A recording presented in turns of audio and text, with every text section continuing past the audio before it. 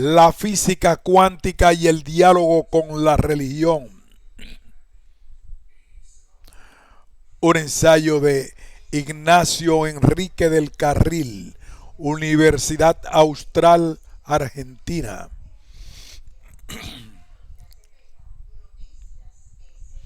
Resumen. El presente trabajo tiene dos objetivos. En primer lugar, presentar a un autor poco conocido en los ámbitos filosóficos y científicos, aunque un poco más en estos últimos. Su nombre era Pascual Jordan, 1902-1980, y participó en el nacimiento de la física cuántica en la primera mitad del siglo XX, trabajando codo a codo con Werner Heisenberg bajo la dirección de Max Born en la elaboración de la mecánica de matrices, aporte fundamental para precisar la estructura cuántica del átomo. En segundo lugar, exponer su aporte personal a la cuestión acerca de las relaciones entre ciencia y religión. En ese sentido, Jordan se encuentra en una posición, por un lado, desfavorable, aunque por otro favorable, para aportar a la cuestión. Desfavorable porque Jordan es totalmente ajeno a cuestiones epistemológicas como lo es el debate sobre el realismo en la ciencia. Y favorable porque al tomarse seriamente los descubrimientos de la nueva física naciente, es un acérrimo realista en lo que respecta a las teorías científicas.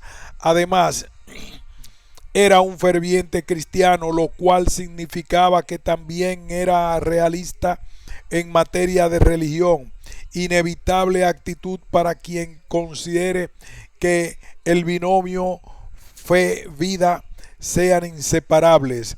Su realismo constitutivo hace que las relaciones entre religión y ciencias sean para él un problema con tintes más existenciales que académicos. Por eso, dedicó gran parte de su obra filosófica a responder esta cuestión.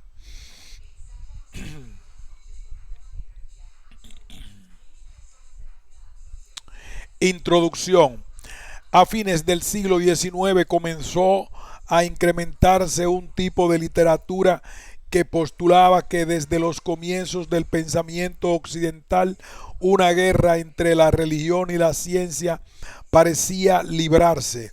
En la antigüedad este conflicto parece encontrarse solapado en la cuestión del paso del mito al logos.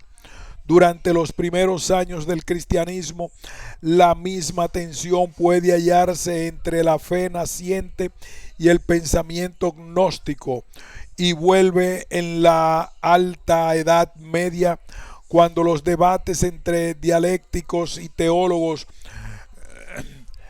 En la Edad Moderna, el emblemático caso Galileo sembró en el inconsciente colectivo de la humanidad la triste tesis de que la religión y la ciencia eran caminos incompatibles para andar al mismo tiempo. No obstante, nunca faltó quien considerara absurda esa guerra y la pusiera en su debido lugar.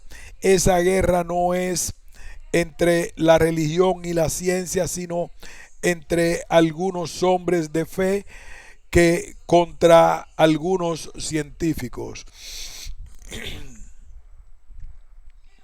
El presente trabajo tiene dos objetos. En primer lugar, presentar a un autor poco conocido en los ámbitos filosóficos y científicos, aunque un poco más en estos últimos.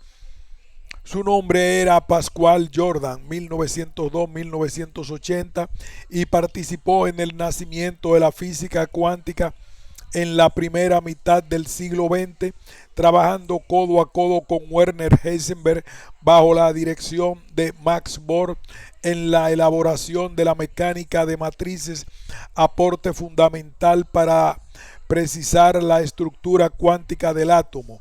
En segundo lugar, exponer su aporte personal a la cuestión acerca de las relaciones entre ciencia y religión. El orden de la exposición es el siguiente. En primer lugar, presentaré al autor en un breve apartado biográfico, luego aclararé su concepción acerca de la religión como respuesta del hombre frente a Dios. En este mismo punto también deberé precisar cómo comprendía Jordan la ciencia. Seguidamente explicaré cómo los principios de la nueva física obligaron a reformular la cosmovisión que la ciencia decimonónica planteaba. En el último apartado expondré la conclusión que Jordan obtiene de esta situación para resolver el conflicto ciencia-religión. Y por fin, concluiré en la necesidad de la apertura del diálogo entre ciencia y religión, tanto si se parte del realismo epistemológico como de posiciones antirrealistas. Breve biografía de Pascual Jordan. Ernest Pascual Jordan nació en Hannover, Alemania, el 18 de octubre de 1902. Sus padres supieron inculcar en el joven Pascual la fe cristiana. Desde muy joven se manifestó una fuerte vocación científica que lo acompañó toda su vida. En los primeros años del siglo XX, la teoría evolucionista contrastaba peligrosamente con la religión, pero Jordan, a pesar de haber adherido un tiempo a las ideas materialistas, volvió finalmente a la fe de sus padres. Curiosamente, fue el encuentro con la física cuántica lo que lo conectó con las ideas de su infancia para retomar el camino de la religión. Fue un joven muy entusiasta con respecto a las ideas de su época, motivado por la posibilidad de los viajes al espacio mediante la propulsión por medio de cohetes. Ingresa en la Universidad de Hannover, donde estudia matemática y física. Luego pasa a Gotinga y agrega la zoología a sus estudios. Allí conoce a Max Born, de quien se convierte en asistente de investigación, y a otros grandes científicos de su tiempo como Heisenberg, Pauli y Oppenheimer. En 1925 elabora la mecánica de matrices trabajando junto a Heisenberg para Born. Fue sin lugar a duda una gran contribución al formalismo de la física cuántica. Los años del nazismo y la Segunda Guerra Mundial fueron muy difíciles para él, como no podía haber sido de otro modo. En efecto, sus ideas políticas y sus intereses personales entraron en confusión. Desde la política se inclinaban hacia el conservadurismo y el nacionalismo, motivo por el cual se afilió al partido nazi en 1933, aunque nunca comulgó con el antisemitismo de Hitler, y mucho menos cuando éste llamó a algunos físicos a rechazar todas las ideas científicas elaboradas por los científicos judíos. Era un hombre de personalidad apacible pero firme, aunque algo insegura. El afán de preservar los valores nacionales y vigilar por el bien de su patria, especialmente el de evitar que caiga bajo el yugo comunista, fue su divisa. En virtud de estos ideales optó muchas veces prefiriendo la política y la divulgación científica antes que el mundo académico, en el que solo podría mostrar sus aportes y su cosmovisión a un puñado de entendidos. Su misión no fue solo hacer cultura, aunque bien se sabe que hizo sus aportes personales a la ciencia. Más bien fue llevar cultura, transmitirla a los alemanes y por ellos al mundo. Su mirada científica no podía acabar en el laboratorio ni en la formulación de las leyes de los fenómenos microfísicos, ni siquiera podía culminar en una teoría más o menos universal. La verdad científica era para él ciertamente la realidad y no formaba junto a la política, la vida privada y el arte compartimentos estancos.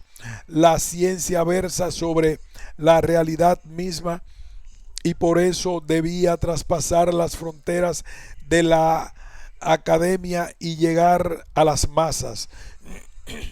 Ese fue sin duda uno de los objetivos principales de su vida. En el año 1971 se retira de la docencia y muere en Hamburgo el día 31 de julio de 1980. Noción de religión. Para empezar es necesario aclarar qué se entiende por religión o qué es específicamente lo que Jordan entiende por religión en el contexto de la presente discusión. Jordan evita posicionarse desde una perspectiva religiosa determinada, aunque afirma explícitamente su condición de cristiano, sin especificar el credo cristiano al que pertenece. En cambio, que la caída de los dogmas fundamentales del materialismo trajo consigo fue para mí algo gozoso y liberador, y esto debido al hecho sencillo de que soy cristiano bautizado y me sigo tomando en serio hoy también esta realidad. Jordan, 1978. Más allá de ser cristiano, en sus escritos su intención es claramente evitar tomar una posición al respecto.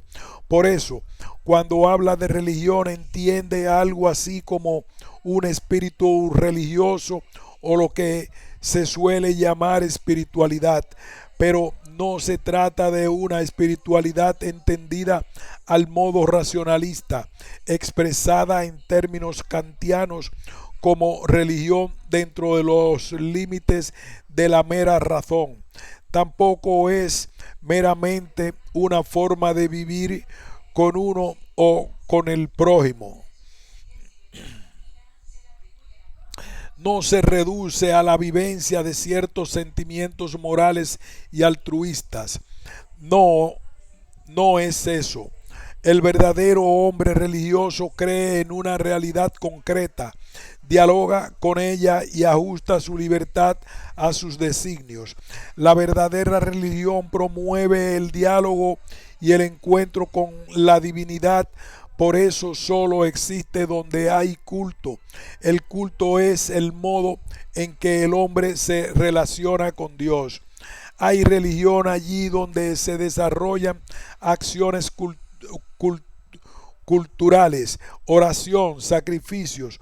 El hombre que toma parte en el culto, el hombre que reza, emite en esta acción un juicio sobre la realidad del mundo, no solo sobre los valores, sino también sobre la estructura de la misma realidad, pues considera este tipo de acción como algo con sentido y no con algo insensato o supersticioso.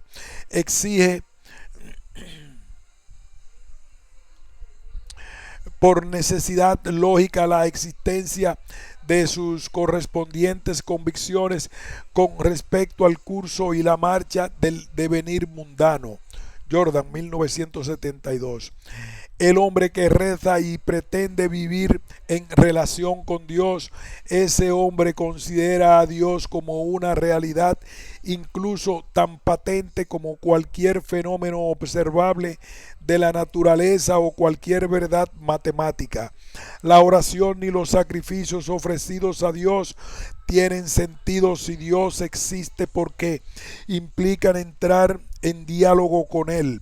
Y el diálogo solo es posible cuando hay dos personas que se encuentran. Por otro lado, ese diálogo es siempre sobre algo, tiene un contenido. Allí el hombre vuelca sus inquietudes, sus miedos y sus alegrías, es decir, su vida entera. Esto significa que el culto exige una visión de Dios que implica mucho más que su mera existencia. En las cosmovisiones religiosas, la tesis de la existencia de Dios suele estar acompañada con la afirmación de la inmortalidad del alma humana y del libre albedrío, esto es, que el destino definitivo del hombre no es en este mundo y que gran parte del mismo está en sus manos. En definitiva, la religión considera que el objeto de culto da sentido a la vida humana y a la naturaleza entera.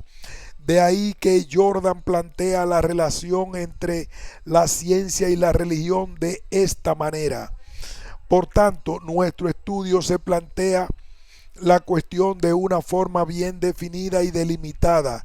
¿Qué relación existe entre las ciencias naturales y este modo de concebir el mundo que se expresa a través del hombre que toma parte en una acción cultural o que reza? Jordan, 1972. La irreligiosidad en el determinismo. El concepto mecanicista de la naturaleza, que se ampara en la mecánica clásica, implica que la naturaleza es un enorme artilugio mecánico, como un reloj en el que todo movimiento, toda fuerza y toda la estructura de este universo pueden ser descritas por las leyes de la física tal como era conocida hacia fines del siglo XIX. De este modo, en el universo todo sucede en virtud de movimientos mecánicos causalmente determinados. Esta naturaleza total, concebida como enorme mecanismo, como complicado aparato de relojería hecho de átomos en lugar de ruedecitas, esta naturaleza total, cuyos átomos en movimiento equivalen a la totalidad de los acontecimientos, está sola consigo misma, predeterminando con sus propias leyes todo movimiento, sin dejar ningún lugar al azar. Imposible que una voluntad divina se inmiscuya en el engranaje de estos movimientos de átomos. No podría influir en el devenir sin entrar en pugna con la determinación de las leyes de la naturaleza. Jordan, 1972. Esta tesis fue sostenida por Pierre-Simon de Laplace a comienzos del siglo XIX. En el universo, de acuerdo con esta doctrina, las cosas están ensambladas de tal manera que hay que considerar el estado actual del universo como efecto de su estado precedente y como causa de que lo que sucederá. Laplace, 1947. Así se encuentra en cada instante aislado el universo, la causa necesaria y suficiente del instante inmediatamente posterior, y él mismo es efecto necesario del anterior. En tal mecanismo rige la más estricta causalidad. La idea de causalidad alcanza aquí el máximo de claridad. Lo que pasará en los momentos inmediatamente consecutivos está causalmente determinado por el estado en el cual se presenta el sistema planetario en el momento presente. Y puesto que lo mismo vale para todos los instantes siguientes, lo que resulta es una cadena ininterrumpida de eventos, cada uno de los cuales es a su vez el efecto necesariamente determinado por el precedente y la causa necesariamente determinada del siguiente inmediato. Así, finalmente, el más lejano futuro está predeterminado necesariamente hasta en sus mínimos detalles por el estado presente. Jordan, 1947. Laplace logró la gran unificación de la concepción mecanicista que fue planteada por primera vez por los atomistas de la antigüedad y desarrollada en la edad moderna al tiempo en que se gestaba la física como ciencia empírica. Galileo y Newton establecieron las bases de la mecánica clásica. Descartes extiende su alcance hasta el reino de la vida, excluyendo de ella al hombre cuya alma escapa a toda cuantificación matemática. De exigir un poco más las ideas del mecanicismo y abarcar con ella al hombre entero, se ocupó en el siglo XVIII el médico materialista francés Julien Offray.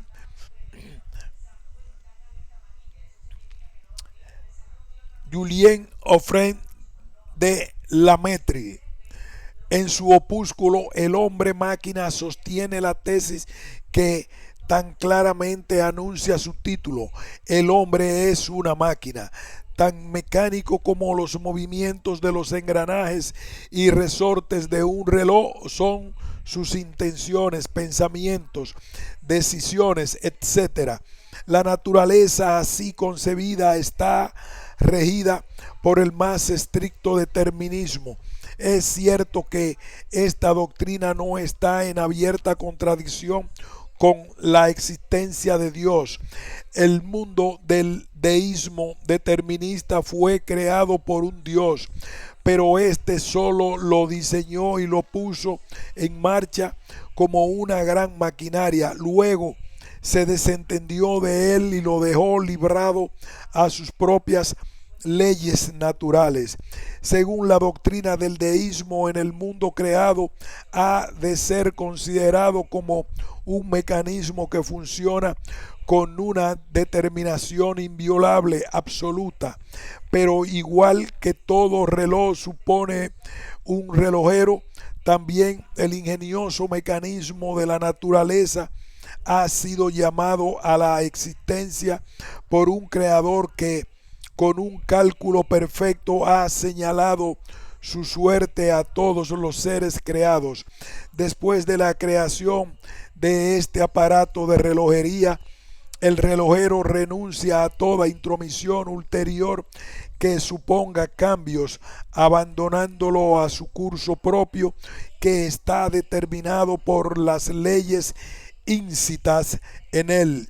Jordan, 1972.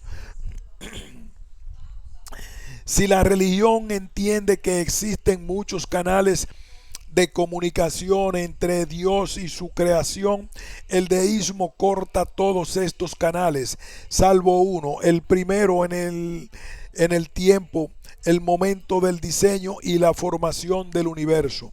Sin embargo, una vieja idea formulada por Giordano Bruno durante el Renacimiento, que tuvo una fuerte influencia en el siglo XIX, acabó con ese último canal. Se trata de la infinitud temporal y espacial del universo. Por eso dice Jordan que el subterfugio deísta fracasa tan pronto como le planteamos la cuestión de cuándo el relojero fabricó el reloj, pues tan pronto como admitamos la concepción de Giordano Bruno acerca de la duración eterna del universo, tendremos que renunciar a encontrar en cualquier momento inicial del pasado el supuesto fenómeno de la creación como producción del mecanismo universal, abandonado después a su propia suerte, es decir, que no se dio nunca. Por eso, en tanto que la religión sea una respuesta dialógica frente a Dios, es difícil imaginar cómo puede darse un universo completamente determinista. En efecto, por un lado, la concepción determinista del mundo excluye claramente la posibilidad del libre albedrío. ¿Qué puede significar voluntad libre en un reloj de bolsillo o en una dínamo? Si el hombre es una máquina, si está sometido a una determinación absoluta, ya no se puede hablar de libre albedrío. Por otro lado, bajo estos supuestos, Dios vuelve una hipótesis innecesaria para explicar el universo. Todo lo necesario para que haya religión habría quedado descartado. La interpretación del hombre como máquina, como robot, anula todo lo que desde la perspectiva de una concepción religiosa se habría dicho sobre el hombre.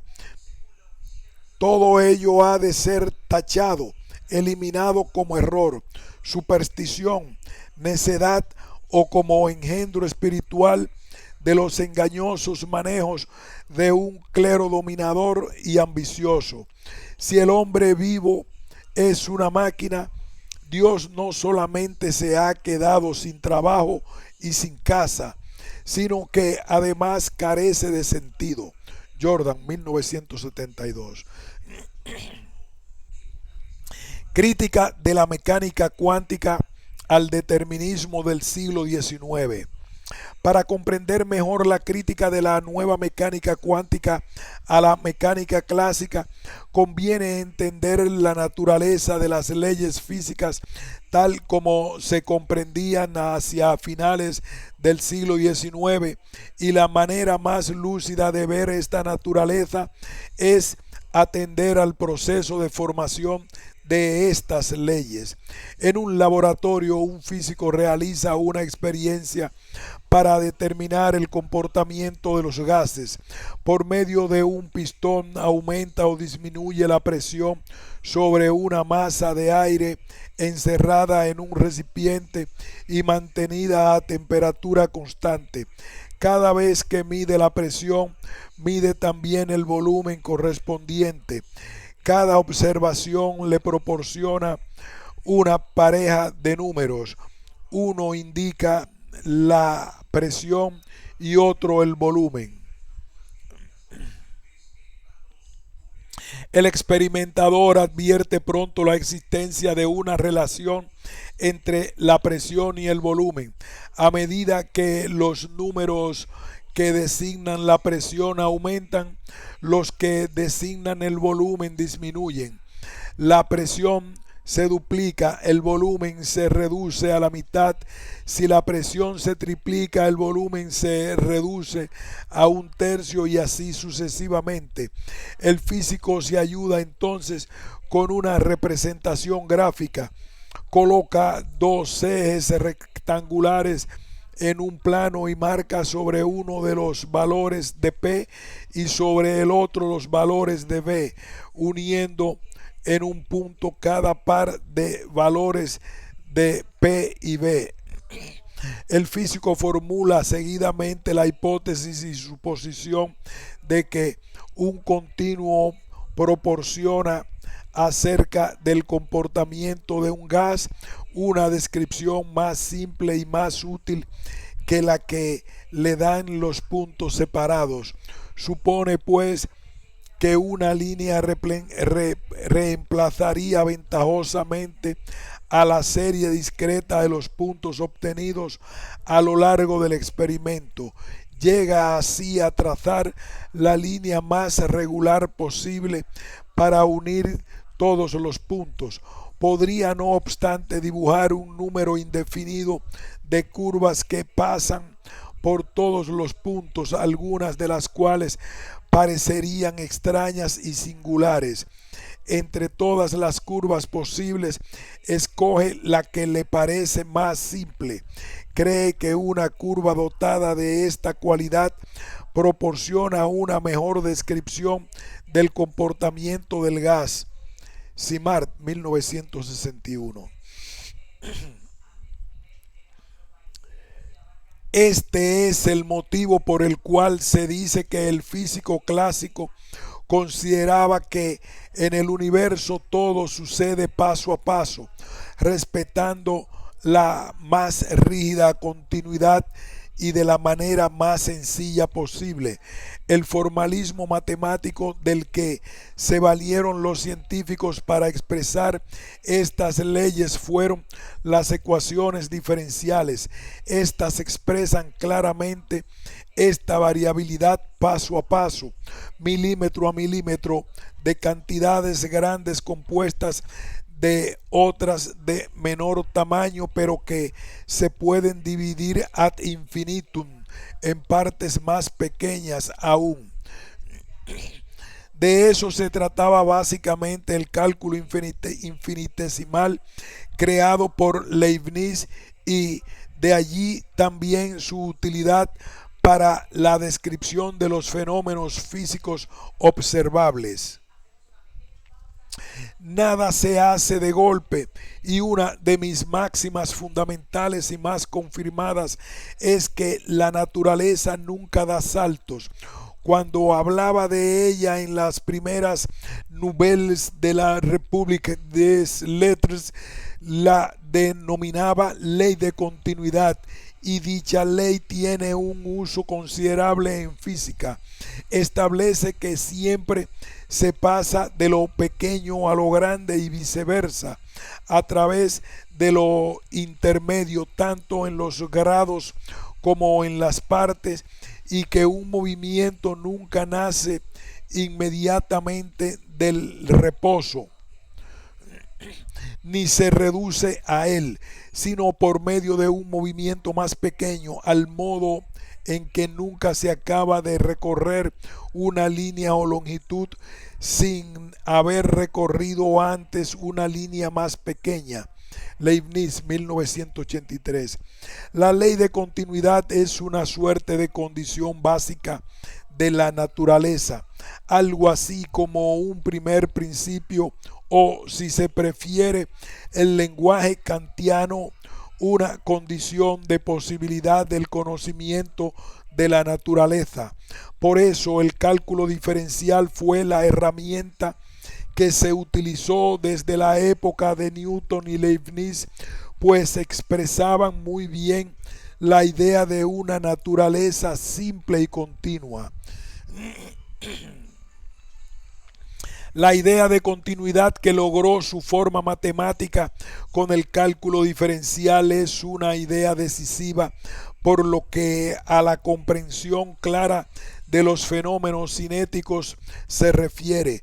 Hay que apresurarse a declarar que esta continuidad de los acaeceres naturales, natura non facit saltus, resultaba ya patente en el hecho elemental de que fuera posible hablar en general de la trayectoria definida de un cuerpo en movimiento. Un cuerpo no puede ir de un lugar a otro en forma intermitente, desapareciendo de pronto aquí, surgiendo de nuevo allá. Tiene que describir una trayectoria continua que conecte los dos puntos. Mientras sigamos el nivel de la macrofísica, podemos estar seguros de que en este dominio el principio de continuidad es válido sin excepción alguna. Jordan, 1953. En el comienzo del siglo XX, los físicos penetraron en el nivel microfísico del átomo. Al hacerlo pensaban que encontrarían un mundo en todo semejante al cotidiano, pero de dimensiones diminutas. Sin embargo, era totalmente nuevo. En él no se podía hablar de continuidad cuando se trata de la energía que un cuerpo le transfiere a otro. Se estaba acostumbrado a pensar que esa energía se transmitía en cantidades continuas, esto es, que un cuerpo podía absorber de otro una cantidad precisa o una parte cualquiera de tal cantidad. Sin embargo, en el mundo cuántico, el electrón ha de poseer una determinada cantidad mínima de energía para que el átomo pueda absorberla en su sistema interno, y en ese caso recoge del electrón toda esa energía y nunca solo una parte. Si la energía cinética del electrón es un poco mayor que este mínimo, el átomo retirará siempre del electrón que choca con él. Si es que retira alguna cantidad, únicamente ese mínimo exacto de energía. Si el electrón posee una energía mayor, el átomo puede absorber el choque, ciertas cantidades mayores definidas de energía. En el sistema macrofísico, el contenido energético es una magnitud que puede variar de modo continuo, pero en el átomo ese contenido no es capaz de un cambio continuo. En su lugar, tenemos determinados niveles de energía para el átomo. Jordan, 1953. De acuerdo con el estado de la cuestión hacia la primera mitad del siglo XX, el átomo era considerado como un cuerpo que constaba de un núcleo cargado positivamente en torno al cual orbitaban los electrones cargados negativamente. Estos ocupaban una serie de niveles energéticos y podían pasar de un nivel inferior más cercano al núcleo a otro superior más alejado, si eventualmente eran inyectados con una dosis de energía. Luego volverían a recuperar su nivel anterior emanando la misma dosis de energía. Lo que descubrieron los físicos fue que la transmisión de energía de un átomo a otro no es continua, de a partes divisibles, sino de a pequeñas cantidades discretas llamadas cuantos, que tienen una medida proporcional a una constante llamada constante de Planck. Durante mucho tiempo se había pensado que la naturaleza no hacía saltos, pero un cambio de estado mediante el cual un átomo se desplaza desde uno de sus niveles posibles de energía a otro representa un proceso elemental discontinuo, un salto cuántico. La naturaleza sí da saltos. Jordan, 1953. El descubrimiento de la discontinuidad de la energía puso en jaque la ley leibniziana de la continuidad. Quedaba claro que era preciso barajar y dar de nuevo. La física clásica, con sus premisas sobre la naturaleza y el formalismo matemático que la describía, no aplicaba para el mundo nuevo que abría a los ojos de los físicos. Causalidad y continuidad forman una ecuación válida en el mundo macrofísico, pero no en el microfísico. Cuando intervienen leyes causales necesarias, no pueden surgir discontinuidades. Un fenómeno discontinuo, tal como se verifica en la física cuántica, no tolera una formulación de leyes causales. Es cierto que la mecánica cuántica u ondulatoria trabaja igualmente con ecuaciones diferenciales, pero estas se refieren a magnitudes de probabilidad y las probabilidades son a su vez magnitudes constantemente mutables. Su significación se aplica a sucesos discontinuos. Jordan, 1972. Desde el punto de vista matemático pareciera haber una similitud entre las ecuaciones utilizadas por la mecánica clásica y aquellas de las que se vale la cuántica. Sin embargo, son esencialmente distintas, dado que las ecuaciones diferenciales clásicas expresan que los valores de las magnitudes que describen diferenciales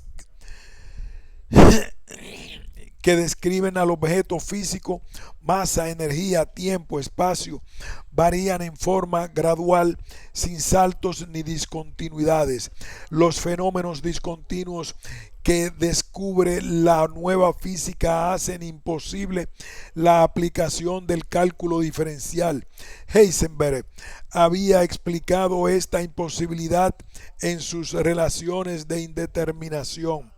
En el mundo microfísico existen propiedades incompatibles. Esto significa que el mayor conocimiento del valor de una magnitud conlleva la mayor indeterminación de otra, de modo tal que el sistema siempre tendrá una cara oculta imposible de determinar a partir de los valores obtenidos.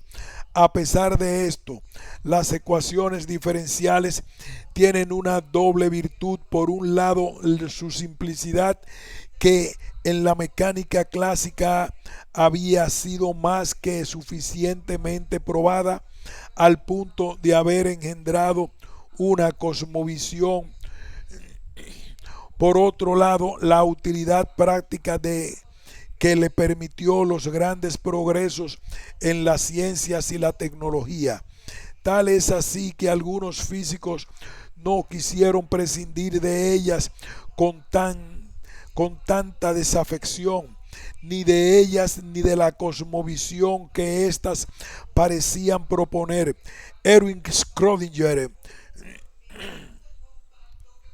logró conservar el uso de las ecuaciones diferenciales y la descripción determinista en la física cuántica, valiéndose de una nueva variable física que se denominó psi, función de onda, y que representaba la evolución temporal de los sistemas microfísicos en forma de ondas continuas más que en forma de partículas discretas.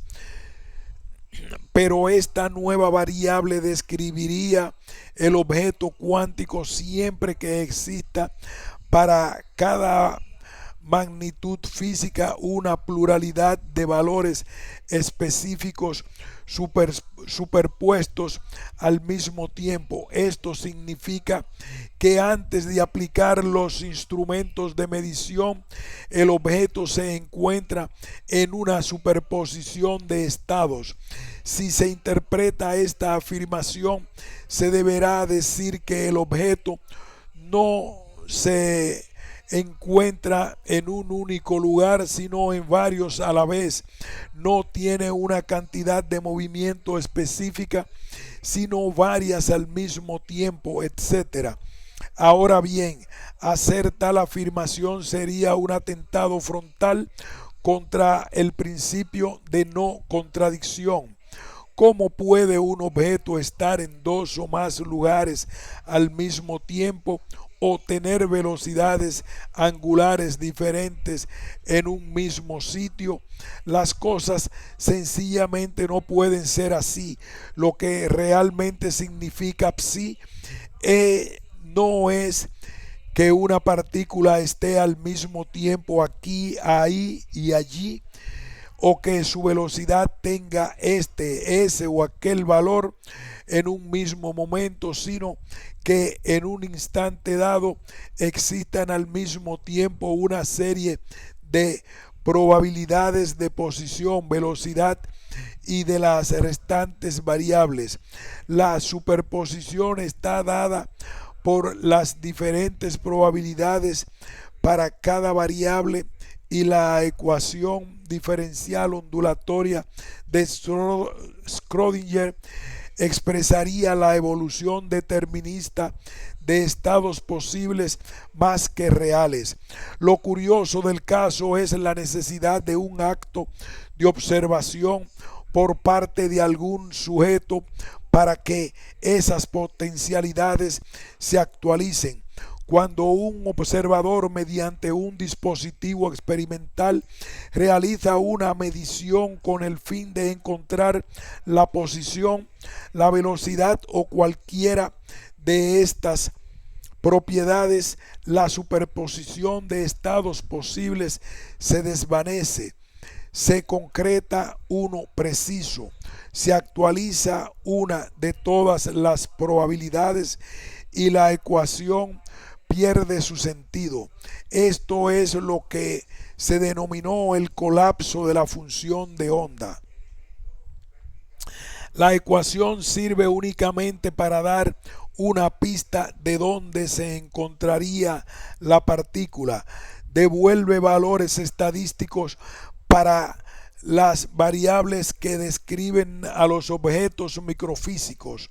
Esto significa que en cada experimento aislado pueden hacerse predicciones más o menos ciertas de acuerdo con los valores de probabilidad que designe la ecuación de Schrödinger. Esta predicción única para un único experimento posee la inseguridad que implica la estadística. Pero si se realizaran 1.000.000 de experiencias, se observaría con precisión la distribución de valores probables que la ecuación postulaba previamente al colapso. Se trata entonces de conservar el uso de ecuaciones diferenciales y al mismo tiempo admitir discontinuidades en la naturaleza. Para lograr esta conciliación, el físico razona de la siguiente manera. Imagínese una compañía de seguros de vida. Su director puede prever, de acuerdo con una tabla de mortalidad, cuántos asegurados van a morir en un año, siempre suponiendo que las condiciones serán las de todos los días y no habrá ninguna catástrofe natural, ni una guerra o nada que pueda tergiversar abruptamente los números. La fiabilidad de las tasas de mortalidad hacen que el director en cuestión pueda realizar sus predicciones con seguridad y que la compañía aseguradora lleve su negocio rentablemente. Si alguno de sus clientes, un tanto obsesionado por la muerte, se acercara a preguntarle con temor si él sobrevivirá el próximo año, el director no podrá darle una respuesta tranquilizadora. Ese dato no aparece en las tablas. Estas solo versan sobre datos estadísticos generales y no sobre casos particulares. Algo similar ocurre en el mundo microfísico. El radio Ra es un elemento sumamente inestable. Esto significa que en estado natural se va degradando espontáneamente. De hecho, lleva su nombre por irradiar partículas. Se desintegra produciendo un átomo de radón y otro de helio. Se sabe que una muestra de radio tiene un periodo medio de desintegración de alrededor de 1600 años. Este es un dato cierto, pero tal como ocurre con la compañía aseguradora, no es posible saber a ciencia cierta cuánto tardaría en descomponerse un único átomo de este elemento, ni en qué momento preciso lo hará. Sin embargo, hay una crucial diferencia entre el director de la compañía y el científico que observa y mide el decaimiento de la muestra de radio. El director eventualmente podría arriesgar una fecha probable de muerte de algún cliente si éste se encontrara afectado por una enfermedad terminal, o si estuviera en el rango más alto de edad, o por alguna otra causa objetiva y observable de debilidad y muerte. El científico, en cambio, es incapaz de observar tal cosa. El carácter más o menos precoz o tardío de la desintegración de uno o de otro de los átomos de radio no reposa sobre ninguna semejanza existente desde ahora entre estos dos átomos, siendo uno quizás más viejo o más joven. Nos encontramos simplemente en este caso delante de una deficiencia de nuestras nociones habituales de objetividad causal, de causalidad.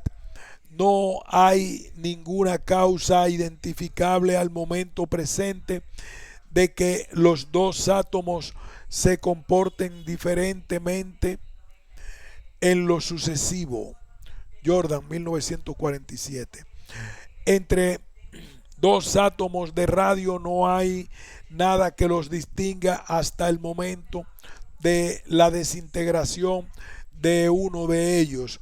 En el estado objetivo de un núcleo atómico de radio no hay nada que pueda causar su desintegración en el momento determinado. Dos átomos de radio son ahora completamente iguales y sin embargo su comportamiento futuro será distinto. Uno se desintegrará antes y otro después.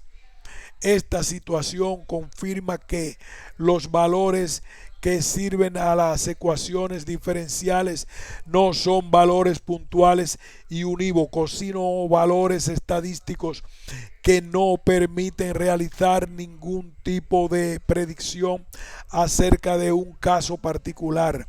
La incertidumbre en la predictibilidad de los fenómenos microfísicos, sumada a la ausencia de continuidad en el devenir de estos hechos, pone en entredicho el concepto de causalidad sobre el que se apoyaba el determinismo de la física clásica.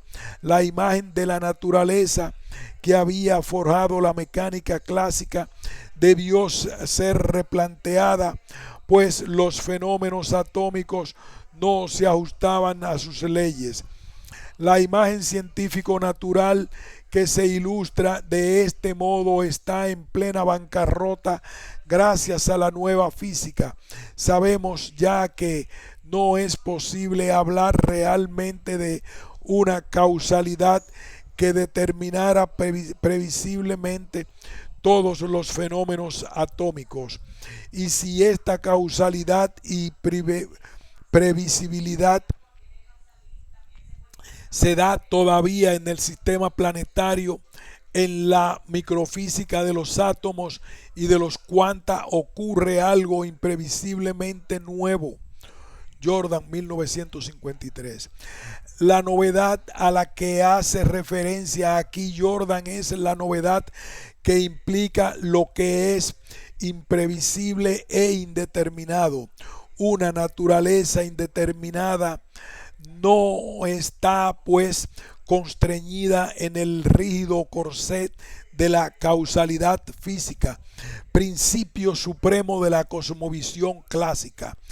En todos los saltos cuánticos de los cuales está constituido todo el fenómeno atómico, se constata el mismo relajamiento del principio de causalidad que en la desintegración del radio es imposible considerar un salto cuántico aislado como el resultado necesario de una causa determinada preexistente que pueda ser identificada previamente y que de ese modo permitiera predecir cuándo se producirá ese salto.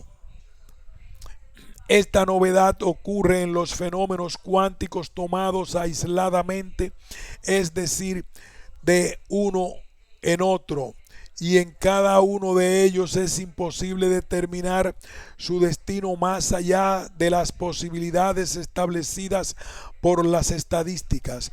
La teoría cuántica de los campos ondulatorios desarrolló posterior de la teoría de Planck ha demostrado que la existencia de partículas elementales es también consecuencia de la existencia fundamental de procesos indivisibles, los saltos cuánticos. Y para esto solo hay una predeterminación estadística, el aspecto de una legislación natural que determinará necesariamente saltos cuánticos individuales no es ni siquiera imaginable. Es cierto que para un conjunto de átomos radiactivos iguales puede establecerse una predicción necesaria de su desintegración en múltiples fisiones discontinuas, pero un único átomo radioactivo es fundamentalmente imposible predecir el momento de su desintegración. Esto llevó a Heisenberg a proclamar la definitiva refutación por la física cuántica del principio de causalidad. Esta definitiva refutación del principio de causalidad llevó a Jordan a acuñar el término acausalidad para referirse a los fenómenos cuánticos.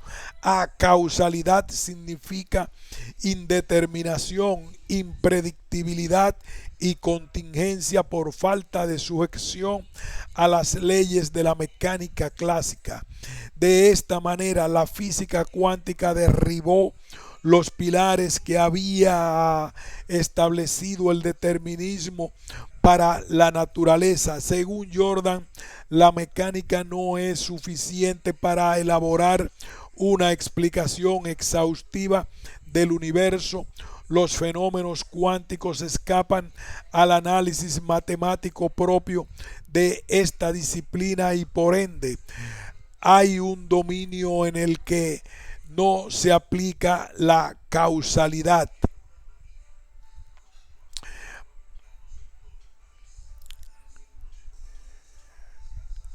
Y por ende hay un dominio en el que no se aplica la causalidad macrofísica.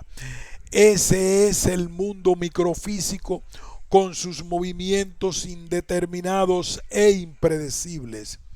La doble negación.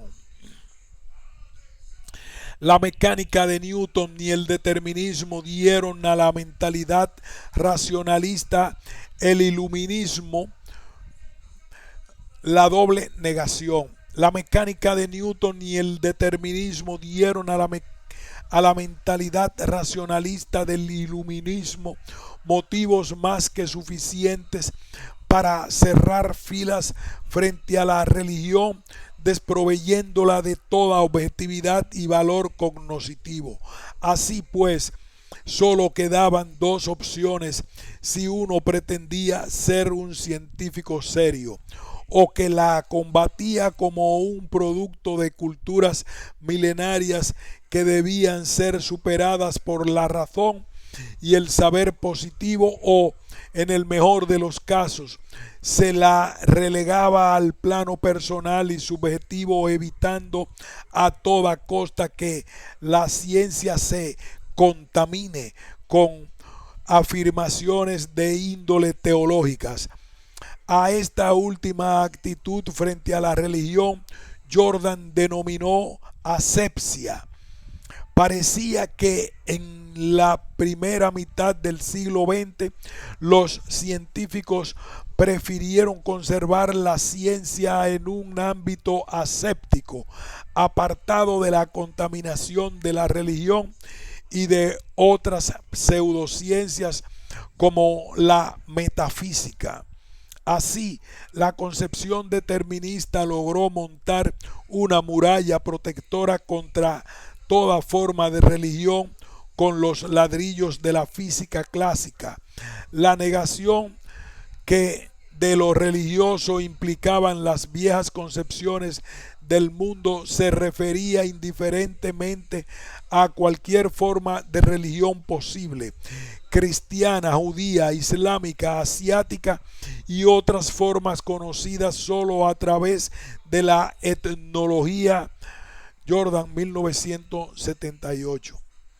Recuérdese que según Jordan existe religión donde hay culto, y eso es precisamente lo que intenta excluir el materialismo.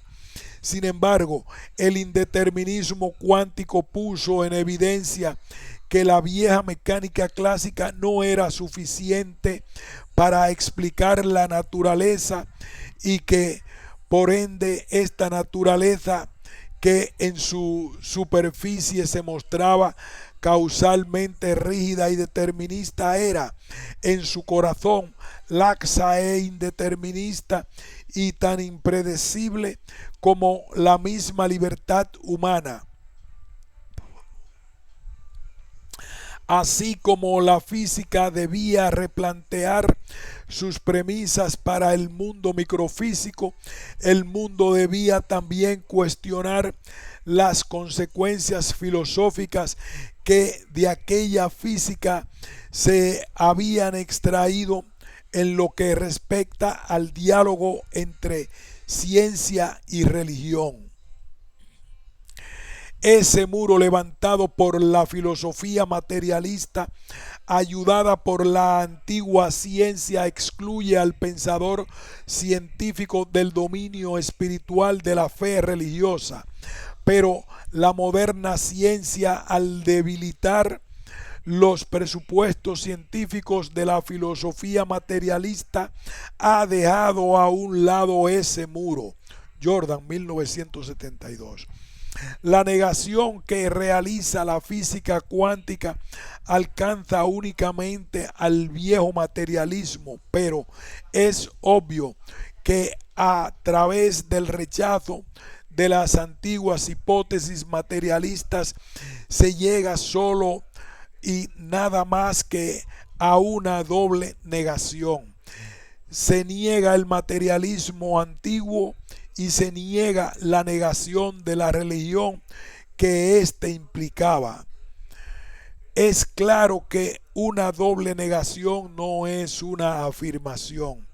Demostrar que la refutación de una tesis estaba equivocada no significa demostrar fehacientemente la verdad de la tesis refutada. Antes bien, implicaría que hay que retomar esa tesis como una posible verdad. La diferencia entre las viejas concepciones y las nuevas no consiste en que el Dios negado por el materialismo determinista sea ahora afirmado o demostrado como real por la nueva física, sino que en lo que concierne a la fe religiosa, la nueva física ha hecho una doble negación. Ha probado que son erróneas aquellas concepciones de la vieja ciencia que habían sido aducidas antes como pruebas en contra de la existencia de Dios. La doble negación no supone una afirmación, pero deja abierta la posibilidad lógica de la afirmación, mientras que el antiguo determinismo le habría cerrado expresamente todas las puertas. La doble negación nos permite ser creyentes religiosos sin que tengamos que renunciar a la capacidad cognoscitiva que supone para el hombre la investigación científica, pero no nos obliga a ello con fuerza lógica, nos deja en libertad de tomar una decisión personal frente a la fe. Jordan, 1972. Conclusión: la fe consiste en una decisión personal que se manifiesta en el culto. Su carácter de personal se pone de relieve en el momento en que se entienden los motivos de esa decisión. La primera razón por la cual una persona decide algo es porque ve en ello una verdad. La verdad en este sentido es objeto tanto de la religión como de la ciencia. Lo que buscamos en la ciencia son teorías verdaderas, enunciados verdaderos, descripciones verdaderas de ciertas propiedades estructurales del mundo en que vivimos. Estas teorías y sistemas de enunciados pueden tener su utilidad instrumental, pero lo que buscamos en ciencia no es tanto la utilidad como la verdad, la aproximación a la verdad y el entendimiento. Popper, 1967. Aún en la elaboración de teorías explicativas, el científico actúa como si lo que postulara fuera verdadero, como si los datos empíricos se basaran realmente en tal teoría. Por eso el debate entre ciencia y religión existe donde se tiene bien claro en ambas disciplinas que sobre lo que se trata todo en última instancia es sobre la verdad, pero en tanto y en cuanto lo que se busque sea la verdad, tanto desde el punto de vista religioso como del científico, conviene hablar más de diálogo que de debate. Por eso, mediante la doble negación, Jordan pretende restaurar un diálogo que se había perdido a finales del siglo XIX y cuya pérdida seguía siendo promovida por ciertos sectores de la ciencia en el siglo XX. Jordan habla siempre en clave realista. Las entidades postuladas por la teoría cuántica son para él realidades patentes y su condición de acausales también. Es precisamente esta realidad la que pone en jaque al realismo cientificista ateo de ciertos exponentes de la ciencia del siglo XIX, Laplace, Haeckel, etc. Es posible que la doble negación de Jordan no tenga el mérito de dar una respuesta precisa y concreta al problema religioso, pero tiene la gran virtud de obligar al científico a tomar partido, a tomar su propia decisión personal.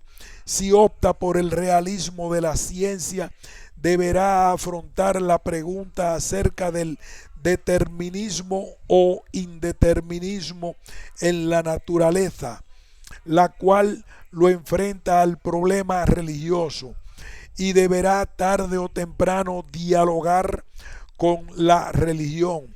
Podrá por otro lado admitir que el antirrealismo, pero en ese caso no tendría por qué rechazar la religión bajo la bandera de la ciencia.